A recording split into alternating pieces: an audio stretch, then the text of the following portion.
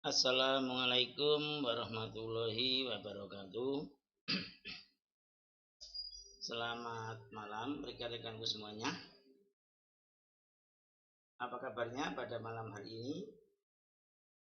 Hujan apa terang ya? Semoga rekan-rekanku semua dalam keadaan sehat dan tetap dalam lindungan Allah Subhanahu wa taala, Tuhan yang Maha Esa. Alhamdulillah Pak Jailani di sini juga dalam keadaan sehat, sehingga kita dapat melakukan perkuliahan daring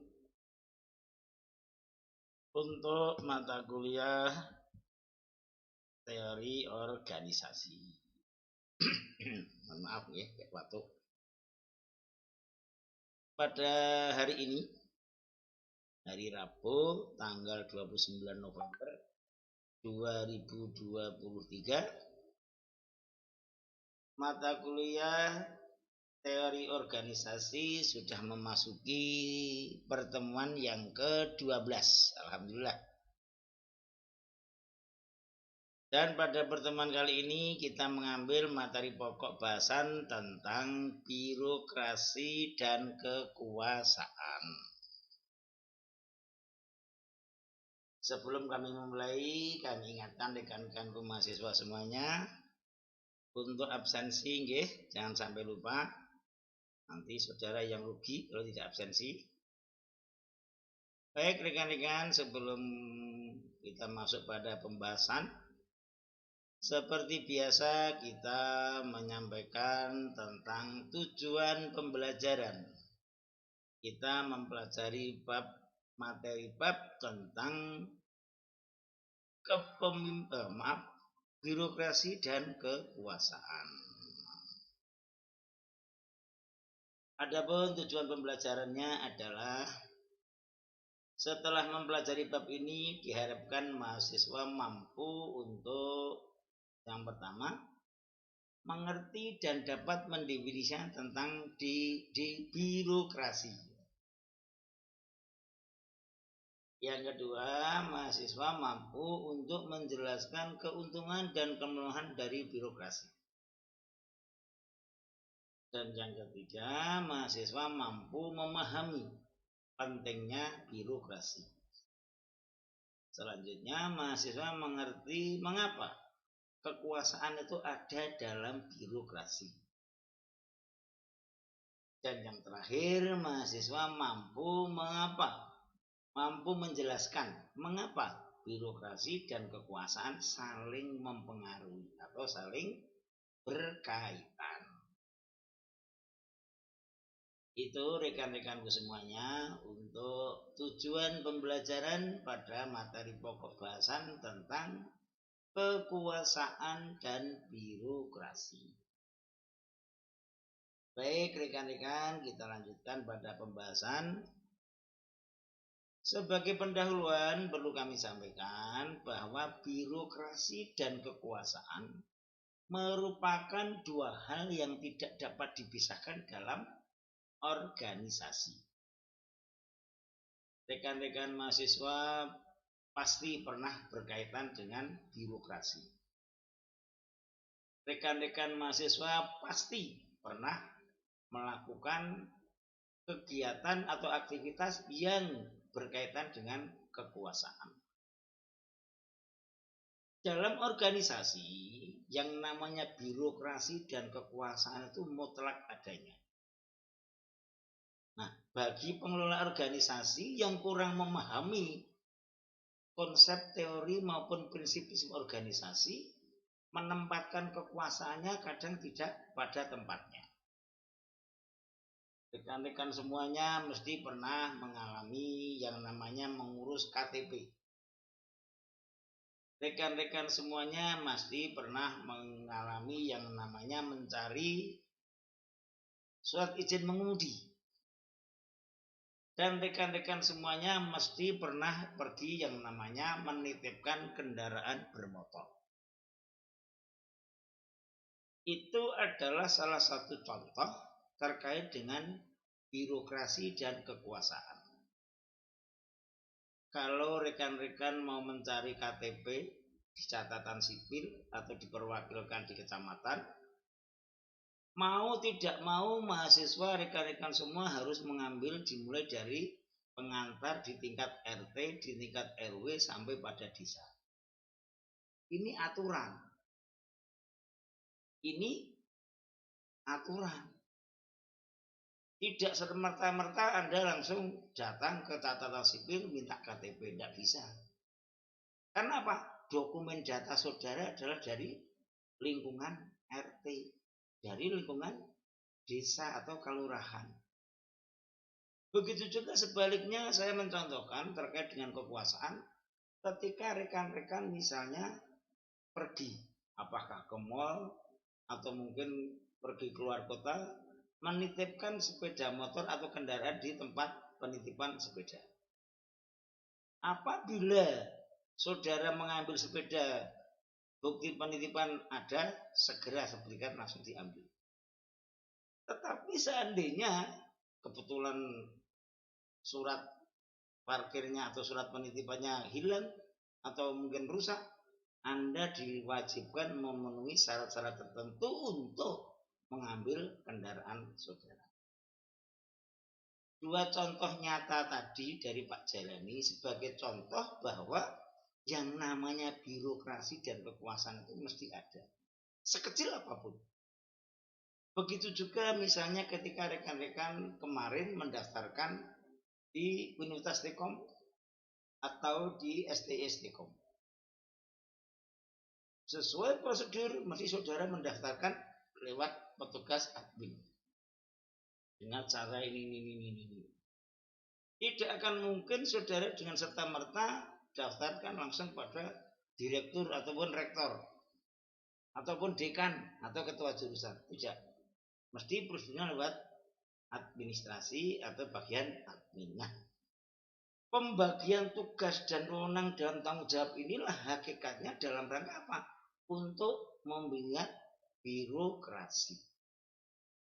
Saya ulang, pembagian tugas dan wewenang dalam suatu organisasi inilah sebetulnya yang dinamakan birokrasi. Dengan demikian, birokrasi pasti dibutuhkan dalam suatu organisasi. Karena apa? Organisasi perlu pembagian tugas. Organisasi perlu pembagian wewenang. Nah, selanjutnya kami contohkan lagi. Ketika saudara masuk dalam suatu kepentingan yang bersifat publik. Saudara ingin bayar pajak.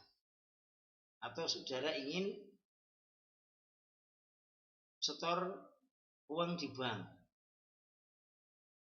Dengan demikian karena mengelola masyarakat ataupun konstituen yang banyak, diperlukanlah kartu antri. Agar apa? Agar birokrasi berjalan dengan baik. Anda bisa bayangkan ketika tidak beri antri, kartu antri semua mendekat. Sehingga petugasnya kewalahan. Akan sulit untuk melayani daripada pelanggan. Nah, dengan demikian, dalam suatu organisasi, birokrasi itu diperlukan dalam rangka untuk mempercepat, memperlancar, mempermudah dalam menjalankan kegiatan organisasi. Nah, selanjutnya dengan birokrasi, ya, itu ada kekuasaan yang ada di sana. Meskipun hanya penjaga parkir titipan sepeda motor, dia punya kekuasaan. Apabila yang memarkir punya karcis, langsung diberikan karcis, diminta, kendaraan dibawa. Tetapi apabila tidak ada, petugas parkir punya kekuasaan dalam memberikan aturan-aturan tadi. Mungkin pakai STNK, atau mungkin pakai surat kehilangan, atau mungkin surat pengantar dari desa bahwa orang ini betul-betul masyarakat di situ, sehingga terjadi apa-apa nanti mudah untuk melacaknya. Begitu juga sebaliknya dalam membuat KTP tadi. Meskipun kewenangan KTP ada di kantor catatan sipil, tapi mungkin sudah distribusikan di kecamatan. Dengan demikian, Pak Camat punya kekuasaan dalam membuat atau mencetak KTP untuk marganya, tetapi atas delegasi dari kantor catatan sipil. Nah, dengan birokrasi yang ada, dengan pembagian tugas yang ada, akan menimbulkan apa yang dimaksud dengan kekuasaan. Dengan demikian bahwa birokrasi itu diperlukan untuk memperlancar tugas-tugas wewenang dalam suatu organisasi. Tetapi juga dibutuhkan bahwa birokrasi ini akan apa? Mempermudah dalam pelayanan di masyarakat.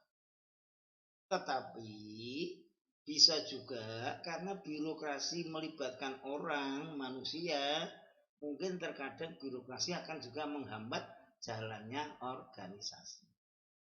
Saya yakin rekan-rekan mahasiswa semuanya mesti pernah mengalami kendala dalam hal pengurusan untuk kepentingan publik. Sehingga yang disampaikan birokrasi berbelit-belit. Birokrasi akan mempersulit. Mohon maaf. Padahal hakikatnya birokrasi untuk mempermudah. Birokrasi untuk membantu kerja organisasi. Dalam organisasi ada birokrasi. Dalam birokrasi ada kekuasaan. Nah, birokrasi dan kekuasaan ini harus selaras dengan tujuan organisasi. Tapi dalam praktek saudara mengalami karena punya kekuasaan sehingga menggunakan kekuasaannya seenaknya sendiri sehingga akan menghancurkan yang namanya birokrasi. Birokrasi dan kekuasaan itu saling. Karena adanya birokrasi akan munculnya kekuasaan. Dengan kekuasaan diharapkan akan memudahkan dalam pelayanan pada masyarakat terkait dengan pembagian ataupun pembagian wewenang maupun tugas-tugas dari pimpinan. Kalau semua langsung dijalankan pimpinan, sulitnya minta ampun. Itu rekan-rekan terkait dengan pendahuluan kita mempelajari tentang birokrasi dan kekuasaan. Sebetulnya apa sih pengertian birokrasi itu? Ada banyak pengertian. Jadi nanti rekan-rekan mahasiswa bisa mencari di buku-buku referensi, buku-buku percobaan yang sudah kami sampaikan terkait dengan birokrasi. Ada di buku manajemen ada di buku teori organisasi ada, dan banyak lagi. Saya mengambil contoh untuk Max Weber karena saya melihat Max Weber mempunyai pandangan tentang birokrasi, memaknai birokrasi dari nilai-nilai dan prinsip-prinsip yang terdapat dalam suatu organisasi. Menurut Max Weber ada 7 prinsip-prinsip birokrasi dalam suatu organisasi, di mana tadi di depan kami sampaikan bahwa yang namanya birokrasi adalah pembagian tugas maupun pembagian wewenang. Nah, dalam pembagian tugas dan wewenang tadi harus melalui prinsip-prinsip yang pertama adanya pembagian kerja. Ya kalau organisasi mestinya ada pembagian kerja, harus. Tidak semuanya one man show, semuanya pimpinan. Atau pembagian kerja hanya sebuah formalitas. Ada bidang ini, seksi ini, bagian ini, tapi hanya formalitas. Semua dipegang oleh top pimpinan. Ini menurut Weber tidak benar. Salah besar. Karena ini melangkahi prinsip-prinsip dalam satu organisasi. Yang kedua ada hierarki kekuasaan, ada tahapan-tahapan. Jadi kalau nanti di tingkat bawah tidak bisa, di atasnya. Kemudian di atasnya lagi, dan selanjutnya. Dalam rangka apa? Pembagian tugas, pembagian wewenang. Kemudian menurut Weber, prinsip-prinsip dalam satu organisasi lagi adalah formalisasi. Jadi meskipun tukang parkir tadi saya sampaikan atau tukang titipan sepeda motor tadi Dia ada formalisasi. Memang dia tugasnya. Tidak kemudian dia dipanggilkan dengan temannya atau dia bakal dengan saudaranya, tidak. Formalnya ya dia, si A yang menentukan titipan atau penitipan kendaraan bermotor. Kemudian menurut Weber lagi bersifat non pribadi. Meskipun kita saudara mungkin, meskipun punya keterkaitan darah mungkin, tetapi dalam suatu prinsip pekerjaan terkait dengan birokrasi, prinsip organisasi harus bersifat non pribadi. Ketika di rumah kita sahabat, kita konco, kita sedulur, tapi dalam pekerjaan kita profesional. Kemudian atau fairness dalam pengambilan keputusan, objektif artinya. Jangan ketika dekat dengan pimpinan keputusannya baik, ketika jauh dari pimpinan keputusan jelek, tidak bisa. Yang kelima, jenjang karir yang jelas. Kalau karir yang jelas, profesional sesuai dengan kemampuan, the right man and the right place, ini memang menjadi prinsip organisasi menurut Weber. Dan yang ketujuh ada pemisahan antara kepentingan pribadi dan kepentingan organisasi. Bersama ya profesional tadi. Nah, kalau kita bicara birokrasi menurut Weber, di mana Weber mengatakan bahwa birokrasi adalah suatu nilai yang menjadi prinsip-prinsip organisasi, di mana prinsip organisasi atas 1, 2, 3, 4, 5, 6, 7 sama sudah pembahasan dulu sudah kami sampaikan ya tentang prinsip-prinsip organisasi. Nah, kita ingin melihat bagaimana birokrasi dalam suatu organisasi tadi. Dengan prinsip 1, 2, 3, 4, 6, 5, 6, 7 berarti di sini ada pembagian tugas dan wewenang. Sebetulnya apa sih manfaat birokrasi bagi suatu organisasi? Manfaat birokrasi dalam satu organisasi adalah pembagian kerja yang jelas.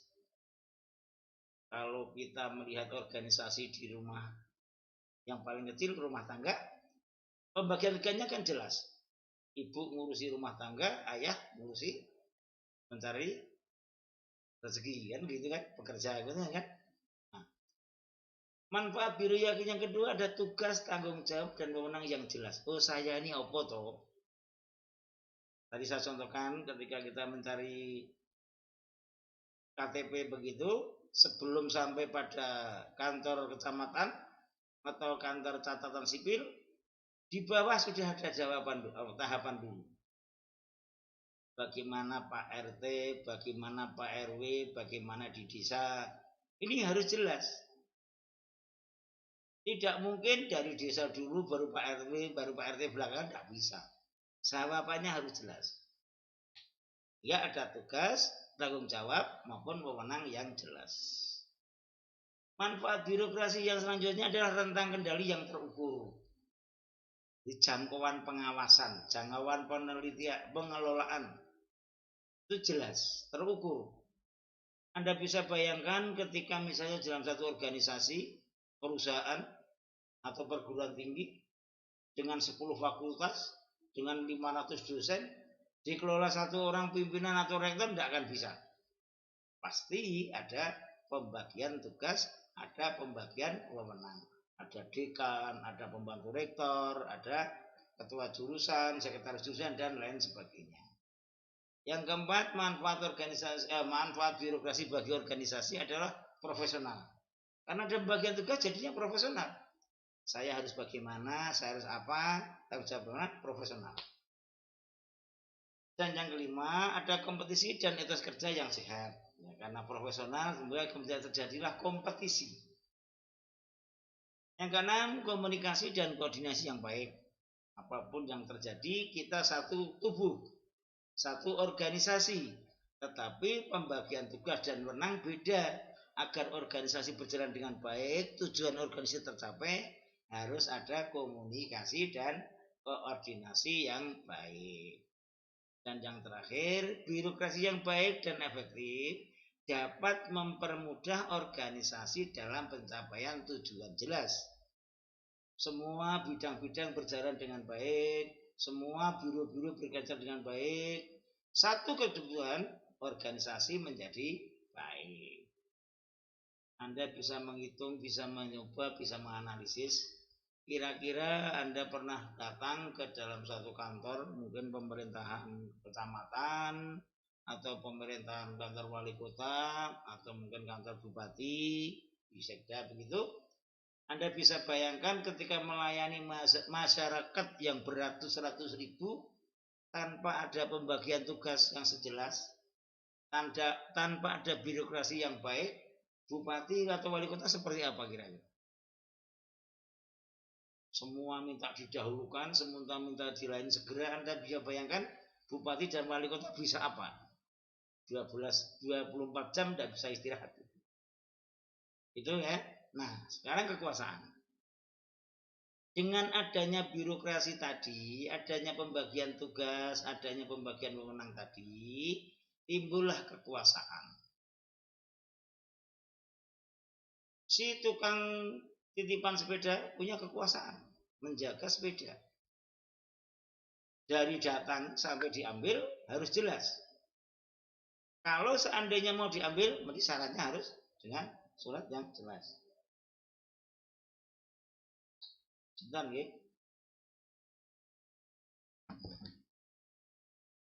Kita bicara tentang kekuasaan, studi tentang kekuasaan menyimpulkan bahwa kekuasaan mempunyai pengaruh yang sangat besar bagi keberhasilan organisasi. Kalau saudara bisa melihat saat ini, hiruk pikuk menyongsong 2024, apakah para caleg-caleg DPR RI, apakah para caleg-caleg DPR provinsi, atau para caleg-caleg DPR kabupaten kota, atau pasangan presiden dan wakil presiden. Sebetulnya yang dicari apa sih? Yang dituju di mana sih? Ayo, apa kira-kira? Kekuasaan. Nah, dalam bicara tentang kekuasaan, Anda bisa melayangkan waktu, sumber daya yang lain, pikiran, dan segala macam dalam era saat ini sampai nanti tanggal 14 Februari 2024 sangat seperti itu hiruk pikuknya. Nah, kalau kita bicara kekuasaan, kita melihat sumber-sumber kekuasaan dalam suatu organisasi dibagi menjadi 3 macam. Yang pertama adalah kekuasaan legitimasi.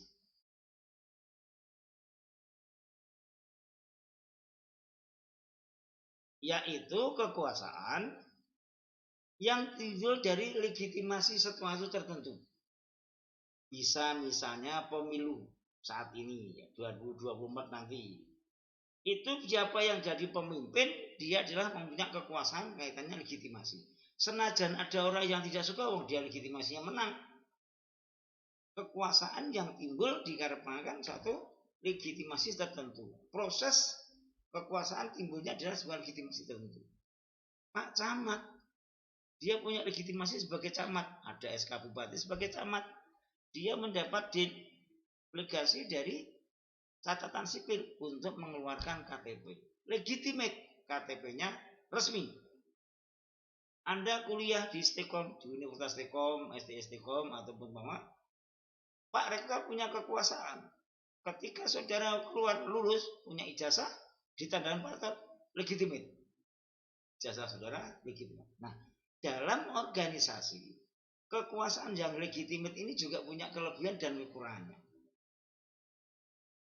Kalau dalam kepemimpinan kekuasaan itu untuk menyenangkan semua orang tidak bisa. Tetapi secara legitimasi dia memang sah menjadi pemimpin dalam satu organisasi tertentu. Kepala sekolah SD misalnya, dia legitimate karena ada SK penunjukan dia sebagai kepala sekolah dan legitimate secara syarat-syarat tertentu dia punya kewenangan, punya legitimasi sebagai kepala sekolah. Kekuasaan yang kedua adalah kekuasaan struktural, yaitu kekuasaan yang timbul karena struktur organisasi. Yang namanya rektor punya kekuasaan sebagai rektor. Yang namanya pembantu rektor mewakili atau membantu kegiatan rektor. Yang namanya dekan jurusan, karena struktur dia sebagai ketua jurusan dia punya kuasa. Karena struktur dia sebagai dekan dia punya kuasa. Pak Jail ini sedemikian rupa. Karena secara struktural saya dosen punya kewenangan dalam hal dosen. Nah, kekuasaan yang ketiga adalah kekuasaan yang timbul karena situasi. Ini biasanya tidak panjang, hanya situasi tertentu. Kebetulan di tingkat STIE ataupun Universitas Telkom ada kegiatan bakti sosial. Nah, kebetulan Pak Jailani ditunjuk menjadi ketua tim untuk bakti sosial STIE Telkom. Pak Jailani punya kekuasaan karena situasi sebagai ketua pengabdian ataupun bakti sosial di STIE Telkom. Setelah bakti sosial selesai, saya tidak punya kuasa apa-apa. Saya sebagai dosen biasa. Begitu juga ketika saudara misalnya adalah satu mahasiswa dipilih oleh kampus untuk mewakili jadi duta atlet misalnya, atau duta pekan ilmiah mahasiswa misalnya. Setelah itu selesai, kekuasaan kembali juga selesai. Itu berkaitan dengan kekuasaan. Nah, yang selanjutnya seperti saya sampaikan tadi, birokrasi dan kekuasaan itu satu kesatuan. Kekuasaan akan menimbulkan birokrasi akan menimbulkan kekuasaan. Begitu juga kekuasaan akan ada karena ada birokrasi. Saya jadi Pak Lurah misalnya sebagai birokrat. Ketika saya menjabat jadi kepala desa, Pak Lurah, mungkin 5 tahun atau 6 tahun. Ketika saya sudah selesai menjabat, sudah tidak maju lagi, berarti saya sudah tidak jadi kepala desa, tidak jadi Pak Lurah. Dengan demikian, kekuasaan saya sudah selesai. Nah, birokrasi dan kekuasaan ini dalam hal terkadang terjadi dilema. Birokrasi dengan birokrasi untuk memudahkan pelayanan, dengan birokrasi untuk pembagian tugas dan wewenang, tetapi dalam birokrasi pasti timbul yang namanya kekuasaan. Ini yang terkadang menjadi dilema. Orang itu ketika masih jadi staf biasa baik-baik saja. Tapi ternyata setelah dipunyai kekuasaan jadi kepala gitu, atau kepala bidang itu misalnya, kok berubah. Dicari sulit, minta tanda tangan sulitnya minta ampun, dan segala macam. Kalau contoh sedemikian rupa, berarti kekuasaan merugikan birokrasi. Tetapi sebaliknya, apabila sebelum jadi kepala, jadi staf, biasa-biasa saja. Setelah jadi kepala, jadi lebih bagus. Karena dia merasa punya amanah tanggung jawab. Berarti ini kekuasaan yang dapat mendorong untuk birokrasi yang lebih baik. Birokrasi dan kekuasaan itu saling berkaitan. Karena mesti ada dua-duanya. Adanya birokrasi untuk memudahkan organisasi dalam pencapaian tujuan akan memunculkan kekuasaan. Fungsi dan perannya beda-beda. Kekuasaan dan birokrasi, kalau birokrasi untuk melayani, tahu kekuasaan berkaitan dengan wewenang dan tanggung jawab. Tetapi dua-duanya kalau mempunyai tujuan yang sama, mempermudah kerja organisasi dalam pencapaian tujuannya. Dengan demikian bahwa birokrasi dan kekuasaan itu harus bisa mendorong kinerja organisasi untuk pencapaian tujuan organisasi. Ini saya membuat contoh birokrasi versus kekuasaan ini agar menarik. Kok birokrasi berhadapan dengan kekuasaan? Pada birokrasi dan kekuasaan satu kesatuan. Dua mata uang yang saling berkaitan. Itu rekan-rekanku, silakan untuk bertanya. Kalau ada yang tanyakan monggo. Kalau Pak Jailani bicara tentang birokrasi ini terlalu bersemangat. Yuk monggo, kalau ada pertanyaan silakan.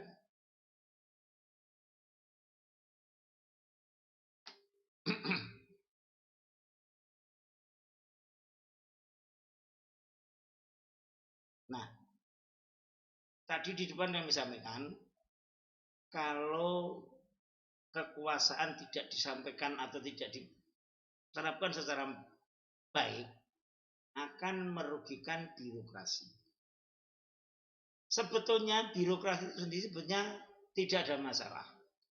Karena hakikat daripada birokrasi adalah untuk membagi tugas, membagi wewenang dalam satu organisasi. Ketika pimpinan ataupun top pimpinannya dalam birokrasi kurang bisa mengemban amanah sebagaimana mestinya, sesuai dengan tanggung jawab, tugas dan wewenangnya atau tupoksinya, yang terjadi adalah birokrasi dikambing hitamkan. Birokrasi berbelit-belit. Saya yakin rekan-rekan mahasiswa pernah mengalami seperti itu. Wah, over birokrasi. Wah, cuma itu kekuasaan, kan begitu kan? Nah, ini kita sampaikan terkait dengan ekses negatif daripada birokrasi yang disebabkan karena apa? Pelaksanaan tugas, delegasian maupun menerjemahkan wewenangnya tidak pas. Kekuasaan dan wewenangnya tidak sesuai. Ekses negatif dari birokrasi antara lain bahwa yang pertama, birokrasi cenderung menciptakan kelompok-kelompok dalam organisasi, jelas. Karena birokrasi memang menciptakan atau membangun kelompok-kelompok tugas. Bagian produksi sendiri, bagian pemasaran sendiri, bagian administrasi keuangan sendiri, kan begitu. Kalau perusahaan sudah besar, produksi, pemasaran, dan administrasi keuangan jadi satu, seperti apa bentuknya? Di ekses negatifnya daripada birokrasi akan menciptakan kelompok-kelompok dalam satu organisasi. Yang kedua, pelaksanaan aturan dan SOP terkadang dimanipulasi oleh kelompok tertentu. Ini terkait dengan karakter. Ini terkait dengan mentalitas. Kalau SOP-nya, aturannya itu baik, tetapi pelaksanaan yang tidak baik, itu ekses negatif. Kalau bicara dalam satu organisasi, dalam satu birokrasi, kemudian ketika pemimpinannya begini, jadinya begitu, ketika pemimpinannya baru jadi begini, dan segala macam. Yang ketiga, ekses negatif daripada birokrasi adalah ketergantungan dengan pimpinan. Ini sebetulnya terkadang juga dipersulit. Bisa diselesaikan oleh birokrasi yang di bawahnya, tapi dengan dalih bahwa pimpinan tidak ada. Sering itu seperti itu. Nah, kepalanya tidak ada. Pak Jailani yang sudah puluhan tahun berkecimpung di dunia birokrasi pemerintahan sudah sejak 2007 sampai sekarang, sudah sekitar 18 tahun, 20 tahun lah. Itu seperti itu sewajar. Sehingga Pak Jailani itu kalau begitu telepon dulu kepalanya. Lalu kepalanya mendistribusikan tugas kepada birokrasi bawahannya. Kemudian yang keempat, konsentrasi kekuasaan terpusat pada kelompok-kelompok, jelas. Terkadang ini nanti membuat raja-raja kecil. Ini ekses negatif. Jadi, merasa itu bagian saya, itu tugas saya, itu wewenang saya, tidak mau tanggung jawab pada yang lain. Yang kelima, tingginya mutasi dan rotasi. Di perputaran personel itu cepat sekali, tinggi sekali. Apalagi kalau di birokrasi pemerintahan. Di Karanganyar itu baru tanggal 2 kemarin, 2 November, mutasi besar-besaran, karena bupati juga koboi, tanggal 3 pensiun, tanggal 2 mutasi besar-besaran. Sekarang diganti bupati di PLT yang di DPD itu kan, juga rencana akhir bulan ataupun awal bulan depan juga ada mutasi besar-besaran. Ini birokrasi pemerintahan. Yang kedelapan, birokrasi yang terlalu gemuk menyebabkan organisasi tidak efektif, jelas. Akhirnya apa? Saling lempar tanggung jawab. Selain birokrasi yang terlalu gemuk, meja yang dijalani juga terlalu banyak. Ini tidak efektif. Kalau bisa dikejar satu orang, kenapa harus dijaga 5 orang? Ya enggak? Nah, satu jari jadi, kenapa harus 5 meja? Itu terkait ekses negatif dengan birokrasi yang itu nyata. Antara 1 sampai 6 itu nyata dalam satu birokrasi. Apakah birokrasi pemerintah, apakah birokrasi perusahaan, atau birokrasi organisasi-organisasi yang lain. Demikian rekan-rekanku, monggo kami berikan waktu untuk bertanya sebelum kami tutup nanti perkuliahan ini. Silakan, ayo.